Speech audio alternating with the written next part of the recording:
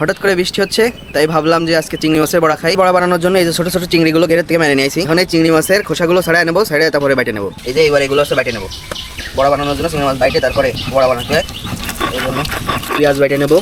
এবার এটা মাখায় নেওয়ার জন্য এবার মরিচ দিয়ে দেবো, হলুদ দিয়ে দেবো, লবণ দিয়ে দিছি। এবার মাখায় নেবো সুন্দর করে। মাখানো হয়ে গেছে, এবার বড়া বানিয়ে নেবো। গোল গোল করে তারপর ভাজে নিতে হবে।